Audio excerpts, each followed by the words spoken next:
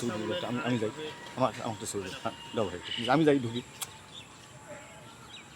এই ভাই 26শে জুন আন্তর্জাতিক মাদক বিরোধী দিবস উপলক্ষে প্রথম আলো ট্রাস্টের উদ্যোগে বাংলাদেশের 64 জেলায় এই 5টায় একই সময়ে 30 মিনিট স্থায়ী মানববন্ধন হচ্ছে। এই কর্মসূচির অংশ হিসেবে লালমাট বন্ধুসভা লালমাট রেলওয়ে শহীদ মিনার এর সামনে এই মানববন্ধন করছে।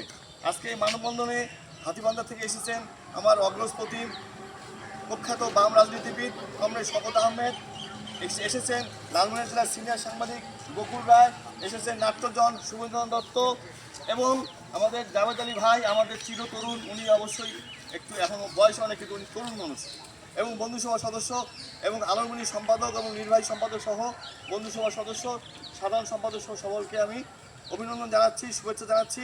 এই আমাদের বাংলাদেশের যে প্রধানতম সমস্যা মাদক, সেই মাদকের বিরুদ্ধে সচেতনতার অংশ হিসাবে আজকে মানববন্ধনে অংশগ্রহণ করার জন্য। তো আমি প্রথমেই এই আহ্বান জানাবো কমরেড শওকত ভাইকে সংক্ষেপে কিছু বলার জন্য। বলা হয় আমরা যেখানে দাঁড়িয়ে আছি সেখান থেকেই এখানকার প্রশাসন যদি সচেষ্ট থাকে, সজাগ থাকে, যদি মাদক বিরোধী অভিযান নিয়মিত পরিচালনা করে, আমরা আশা করি এখানে একটি সুস্থ তারুণ্য নির্ভর এবং শক্তিশালী একটি সমাজ গড়ে উঠবে। সেই প্রত্যাশা রেখে আমি আমার বক্তব্য দীর্ঘায়িত না করে এখানে শেষ করছি। আপনাদের সকলকে ধন্যবাদ। আচ্ছা, মাদক যারা ব্যবসা করে এবং মাদক যারা সেবন করে তাদের একটি বাহিনী আমার এলাকার পাশে, এর আগে পূর্ববর্তী বক্তা শুধু হাতীবান্ধা থেকে আসছেন, ওনার নজরে পড়েছে আমার এই এলাকাটা আসলে পুকুর পাড়ে, থানার পাশে পুকুর পাড়, তারই পাশে এবং আমার বাড়ির সাথেই মাদকের জাস্ট খেলে মাদকের ওখানে এসে ওখানে খাওয়া দাওয়া হয় এবং মাদক ওখানে সে বিক্রিও করে। এরকম করে এর আগেও সাহসী ভূমিকা আমার পরিবার থেকেও রাখা হয়েছিল। আমরা আক্রান্ত, আমাদের অভিযোগ করতে হয়েছে, থানায় কয়েকবার অভিযোগ করতে হয়েছিল, আমরা টার্গেটেড।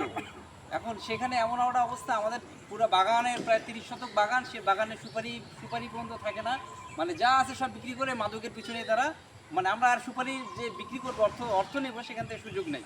এই নিয়ে একটি কথা আসলে এই ওখানে তারা অবৈধভাবেও কিন্তু বসবাস করছে।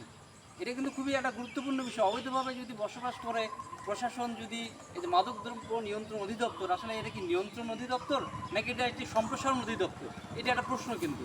কারণ মাদকদ্রব্যকে আমি কখনোই মাদকদ্রব্য যারা কী করে ধরি মাছ নাচি পানি এই স্টাইলে তারা কাজকর্মগুলো করে যাচ্ছে। যাই হোক, আরেকটি পূর্ববর্তী বক্তার সাথে আমি একমত হতে চাই, খুব চমৎকার একটি কথা নিয়ে আসছে, সেটা পুশব্যাক। তারা যদি পুশব্যাক করার মতো এত বড় একটা দায়িত্ব নিতে পারে বিজিবি, এটা একটা সুনাম কুড়াতে পারে, এই ক্ষেত্রে তারা টোপলা নিয়ে আসে, মাদক তো আর এই হাতের মুঠো করে নিয়ে আসার জন্য অনেক বড় করে বস্তায় করে নিয়ে আসে, সেই জায়গাটায় তারা যদি একটু দায়িত্বশীল হয়, পুশিন বা পুশব্যাকের মতো যে দেশপ্রেমিক হিসেবে যারা কাজ করে, এই জায়গায় যদি তারা বিজিবি কাজ করতো, তাহলে আমাদের মনে হয় এইভাবে ভুক্তভোগীর আমরা এই শিকারটা হতাম না। পরিশেষে আমি বলবো যে মাদক দ্রব্য নিয়ন্ত্রণ অধিদপ্তরকে সম্প্রসারণ অধিদপ্তর না বানিয়ে আসলে নিয়ন্ত্রণ অধিদপ্তরের কাছে যেন নিয়ে আসা হয়, সেটার জন্য আহ্বান জানাবো। আচ্ছা, আমাদের মাঝে আমরা সমবেত হয়েছি মাদক বিরোধী মানববন্ধন কর্মসূচিতে, যেটি আয়োজন করেছে প্রথম আলোর বন্ধুসভা। একজনও নাই। এই আয়োজনের যারা অংশ নিয়েছেন বিভিন্ন, আমরা কেউ সচেতন না, আমার ছেলেটা কি করছে, আমার মেয়েটা কোথায় যাচ্ছে। সময়টা গড়িয়ে গেল, কোনো মানসিক চিকিৎসা কেন্দ্র কোথাও মিলল না, মাদকের সরাসরি ঘটলো, মহল্লার পাড়ায় এই তাণ্ডবের ঘটনা ঘটতে ঘটতে আজিজ বাড়িতে যা ঘটলো তা তো বিশ্ব দেখেই ফেলল।